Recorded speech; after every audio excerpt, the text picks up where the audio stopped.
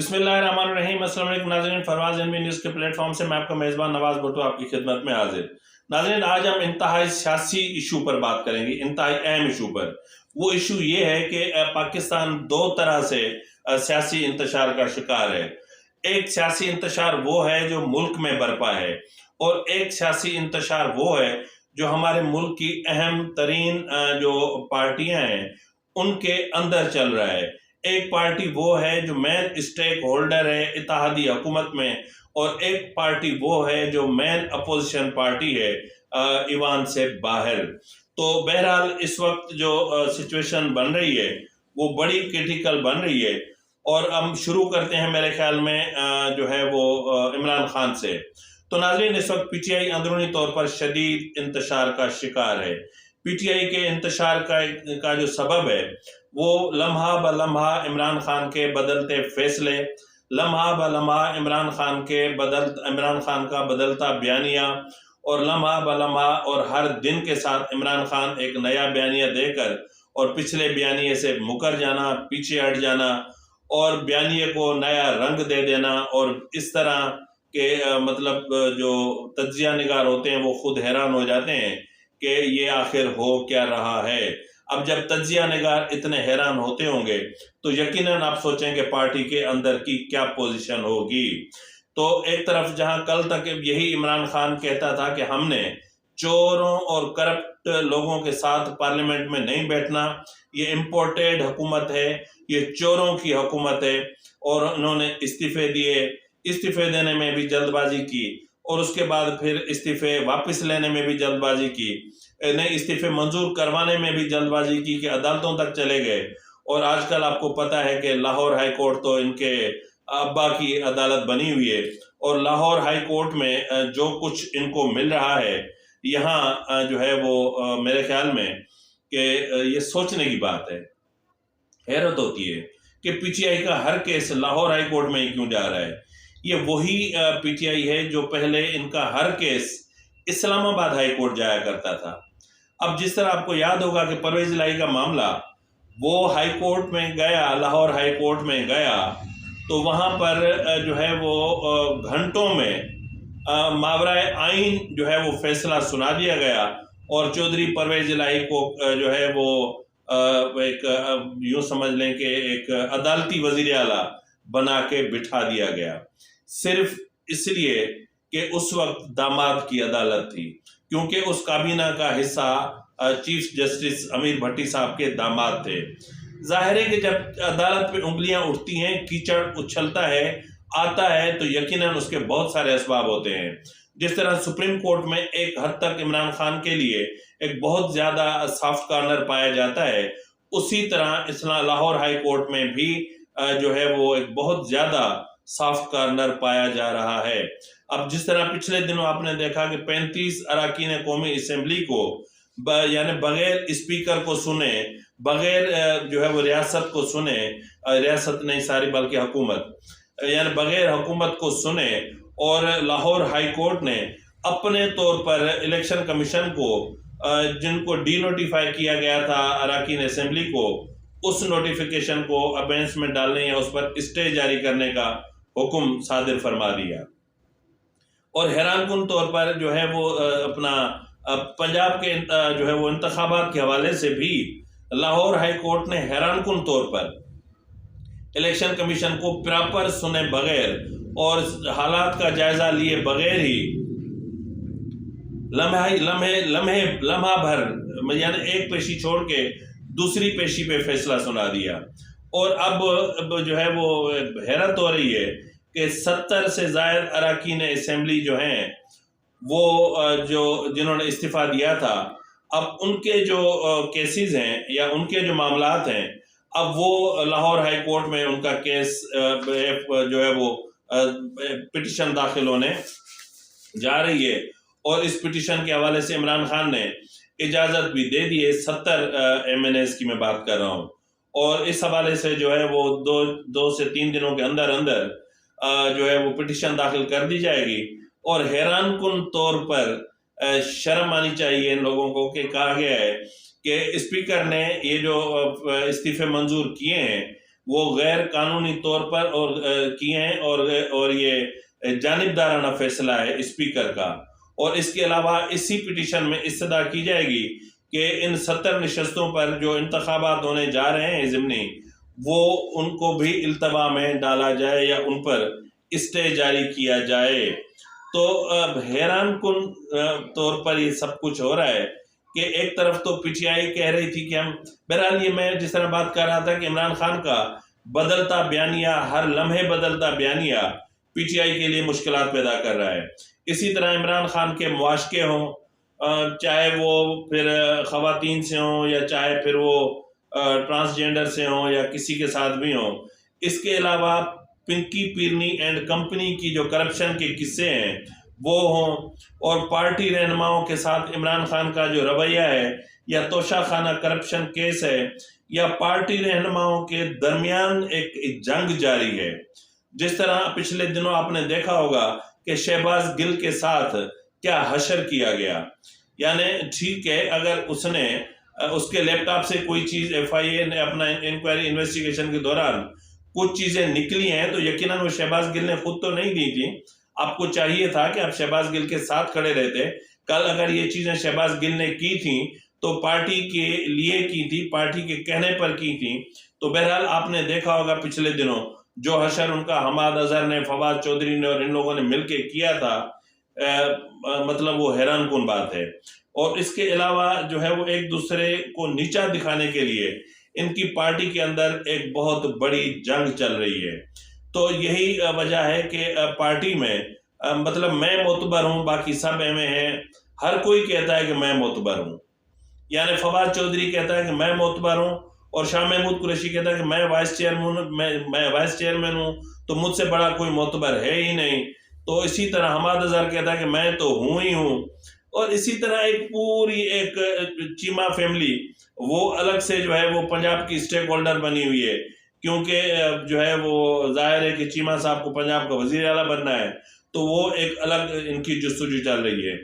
اسی طرح اگر آپ دیکھیں تو دوسری طرف نون لیگ جس طرح کسی زمانے میں شیخ رشید کہتا تھا کہ ایک وقت آئے گا کہ جب نون میں سے شین الگ ہو جائے گا، اور کوئی مانے یا نہ مانے لیکن یہ حقیقت ہے کہ نون میں سے شین الگ ہو چکا ہے. اور نون میں سے شین اس وقت باضابطہ طور پر الگ ہوا تھا، یعنی پہلے الگ تھا لیکن پہلے ریومرز کی حد تک الگ تھا. پہلے یہ سارے معاملات فیملی کی حد تک تھے، یعنی حمزہ کی وزارت اعلیٰ کے جانے کے بعد تھے. لیکن اس کے بعد جب جو ہے وہ مریم نواز کو چیف آرگنائزر اور سینئر نائب صدر مقرر کیا گیا تو اس کے بعد یہ اختلافات کھل کر سامنے آئے. اور آپ نے دیکھا ہوگا کہ خواجہ سعد رفیق نے جو ہے وہ کہا کہ یہ چیچک زدہ سیاست ہے اور موروثی سیاست کا معاملہ سامنے آیا. اور مفتاح اسماعیل پارٹی سے جو ہے وہ جس طرح انہوں نے کنارہ کشی کی، کیونکہ ان کو جس انداز میں وزارت خزانہ سے برطرف کیا گیا تھا یا ہٹایا گیا تھا یا استعفیٰ لیا گیا تھا، وہ انتہائی جو ہے وہ ایک برا عمل تھا. اور جس طریقے سے پھر اسحاق ڈار نے، کیونکہ وہ نواز شریف کے سمدھی تھے تو اس لیے اسحاق ڈار نے جو مفتاح اسماعیل کے ساتھ رویہ رکھا وہ بھی اپنے آپ میں آج تک حیران کن ہے. اس کے علاوہ پھر شاہد خاقان عباسی جو سینئر نائب صدر تھے، اب ان کی جگہ پہ مریم نواز کو سینئر نائب صدر بنا دیا گیا. اب اسی صورتحال میں اب شاہد خاقان عباسی کہتا ہے کہ نہ تو میں مریم نواز کو لیڈر مانتا ہوں اور نہ ہی مریم نواز خود کو میرا لیڈر کہلواتی ہیں. میرا لیڈر نواز شریف ہے اور اس کے علاوہ میں کچھ بھی نہیں. اور اگر جو ہے وہ مریم نواز چل کے آتی بھی ہیں تو میرے بہن اور بیٹی کی طرح ہیں، میں عزت دوں گا لیکن اصولوں پر سودے بازی نہیں ہوگی. اسی طرح ناظرین آپ نے دیکھا ہوگا کہ اس وقت جو نون لیگ کے اندر جو ایک جنگ چل رہی ہے، آپ دیکھ رہے ہوں گے کہ پچھلے کچھ دنوں سے مریم نواز جس طرح جو ہے وہ پارٹی کو آرگنائز کرنے کے لیے نکلی ہوئی ہیں مختلف دوروں پر، اور ورکرز کنونشنز ہو رہے ہیں اور سب کچھ ہو رہا ہے، لیکن اس میں ایک چیز کامن نظر آ رہی وہ یہ ہے کہ پارٹی کی مرکزی قیادت جو ہے یا مرکزی رہنما یا سینئر قیادت جو ہے وہ مریم نواز کے ساتھ نہیں ہے. اب یقیناً فیس سیونگ کے لیے مریم نواز کو یہ کہنا پڑا کہ جی جو ہے میں نہیں چاہتی کہ ہمارے جو بزرگ ہیں وہ میرے پیچھے کھڑے ہو جائیں. تو بھائی پیچھے کو چھوڑو نا، پارٹی لیڈر تو پارٹی لیڈر ہوتے ہیں، وہ تو ساتھ کھڑے ہوتے ہیں، آگے پیچھے کوئی نہیں ہوتا. تو بہرحال اس کے علاوہ آپ نے دیکھا ہوگا کہ اس وقت پارٹی جس طرح جو ہے وہ ایک بدترین انتشار کا شکار ہے. اس انتشار کو ختم کرنے کے لیے لازمی ہے کہ اب نواز شریف خود واپس آئیں تو پارٹی بچ سکتی ہے. بصورت دیگر اس وقت نون لیگ کی پوزیشن یہ ہے کہ پنجاب کے ضمنی انتخابات سے نون لیگ فرار اختیار کر رہی ہے، کیونکہ نون لیگ کو پتہ ہے کہ ہم وفاقی حکومت کے معاملے پر ہم سب کچھ اپنے سیاسی جو میراث تھی وہ داؤ پر لگا چکے ہیں اور اس وقت ہمیں ووٹ نہیں ملے گا. تو اس لیے جو ہے وہ ان کی کوشش ہے کہ کسی بھی طریقے سے جو پنجاب کے ضمنی انتخابات ہیں ان کو التوا میں ڈالا جائے. اس کے علاوہ ناظرین آپ نے دیکھا ہوگا کہ جو نون لیگ جو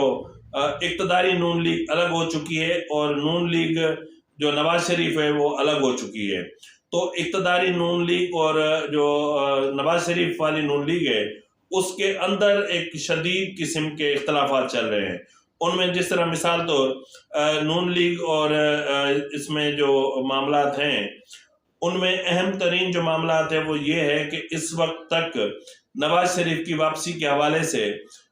کوئی اقدامات نہیں اٹھائے گئے، جبکہ نواز شریف کی تاحیات نااہلی کو ختم کرنے کے لیے پارلیمنٹ میں ایک معمولی نوعیت کا ایک ترمیمی بل لا کر اس کو معمولی اکثریت کے ساتھ بھی منظور کر کے نواز شریف کی واپسی کی راہ ہموار کی جا سکتی تھی اور اس کی سزا کے حوالے سے عدالتوں سے رجوع کیا جا سکتا تھا. کیونکہ نواز شریف کو جس طرح سزا سنائی گئی تھی کئی شواہد ایسے آ چکے ہیں کہ اب جو ہے وہ جو نواز شریف ہیں ایسا باقاعدہ واضح ہو چکا ہے کہ اس کو زبردستی نااہل کیا گیا تھا. اس کے علاوہ جو ہے وہ اس کے عمران خان کے خلاف فارن فنڈنگ کیس میں توشہ خانہ فارن فنڈنگ کیس میں سپریم کورٹ کو ایک ڈکلیریشن ارسال کرنا تھا اور اس لیے محسن صاحب اپنا اسی لیے اعظم نذیر طاہر صاحب کی سربراہی میں کمیٹی بھی بنی تھی، لیکن اس کمیٹی نے آج تک کوئی آؤٹ پٹ نہیں دیا اور نہ ہی کوئی ڈکلیریشن عمران خان کے خلاف جمع ہو سکا. اسی کے علاوہ نواز شریف کی واپسی کے حوالے سے کسی بھی عدالت سے تاحال رجوع نہیں کیا گیا. یہ ہم کئی مہینوں سے سن رہے ہیں کہ نواز شریف نومبر میں آ رہے ہیں، نواز شریف دسمبر میں آ رہے ہیں، نواز شریف جنوری میں آ رہے ہیں، نواز شریف فروری میں آ رہے ہیں. اب پتہ نہیں نواز شریف کب آ رہے ہیں. اس لیے کہ اس کی ایک وجہ اور بھی ہو سکتی ہے، وہ میں آپ کو بتاتا ہوں. لیکن عدالت سے اگر رجوع کرتی ہے حکومت نواز شریف کے حوالے سے تو فیصل وابڈا کا کیس کلیئر پڑا ہوا ہے، تو اس کیس کی بنیاد پر حتیٰ کہ فیصل وابڈا کا کیس کچھ کرٹیکل تھا اور نواز شریف کا کیس تو بالکل شیشے کی طرح صاف پڑا ہے کہ وہ نااہل جو ہے عدالتی جو ہے وہ جبر کے ذریعے یا ایک جج کی کن پٹی پر یوں سمجھ لیں کہ دوسرے لفظوں میں گن پوائنٹ پہ ان سے جو ہے وہ فیصلہ لیا گیا تھا. اس کے علاوہ ناظرین جو میں چیز آپ سے کہنا چاہ رہا تھا اس کے علاوہ ناظرین جو چیز میں کہنا چاہ رہا تھا یا جو مجھے شک ہے وہ یہ ہے کہ جو اس کی نواز شریف صاحب کی واپسی میں جو چیز رکاوٹ بن رہی ہے، کہیں شہباز شریف نے اسٹیبلشمنٹ کے ساتھ کوئی خفیہ ایگریمنٹ تو نہیں کیا یا کوئی ایسا ایگریمنٹ کیا ہو کہ جی جب تک اتحادی حکومت برسر اقتدار رہے گی تب تک یعنی اس کے آخری ایام تک نواز شریف واپس نہیں آئیں گے. شاید مجھے ایسا لگ رہا ہے کہ جیسے انہوں نے کوئی ایگریمنٹ کیا ہے، یعنی اسٹیبلشمنٹ کے ساتھ یہ ایگریمنٹ ہوا ہے اور اسی ایگریمنٹ میں یہ حکومت پھنسی ہوئی ہے. اگر ایسا کوئی خفیہ ایگریمنٹ انہوں نے نہ کیا ہوا ہوتا تو کوئی ایسا کوئی بڑا سبب نہیں تھا کہ نواز شریف کی واپسی ناممکن ہوتی. جبکہ میں نے جس طرح کہا کہ دوسری طرف پی ٹی آئی کے بیانیے کے سامنے بند باندھنے کے لیے مریم نواز کے علاوہ اور کوئی دوسرا بندہ ان کے پاس نہیں ہے، اور اگر نواز شریف آ جاتے ہیں تو یقیناً جو ہے وہ عمران خان کی پوزیشن بہت آکورڈ ہو جائے گی کیونکہ نواز شریف کے سامنے عمران خان کی سیاسی قد کاٹ کوئی اتنا بڑا نہیں ہے۔ تو اس کے علاوہ ناظرین جو حیران کن بات ہے کہ کہتے ہیں نا کہ جو ہے وہ جب چور آپس میں لڑتے ہیں تو پھر چوری کا مال برآمد ہوتا ہے، یا جب چور آپس میں لڑتے ہیں تو فائدہ کسی تیسرے کو ہوتا ہے۔ تو بہرحال اس سارے جھگڑے میں اگر آپ نوٹ کریں گے تو سب سے زیادہ فائدہ پاکستان پیپلز پارٹی کو ہوا ہے، اور پاکستان پیپلز پارٹی اس وقت دونوں طرف سے جو ہے وہ فائدے میں ہے، اور دونوں طرف سے ان کی جو پولیٹیکل پوزیشن ہے وہ بہت مستحکم ہو رہی ہے۔ تو ناظرین اسی کے ساتھ ہی اپنے میزبان نواز بھٹو کو اجازت دیجیے۔ اللہ حافظ۔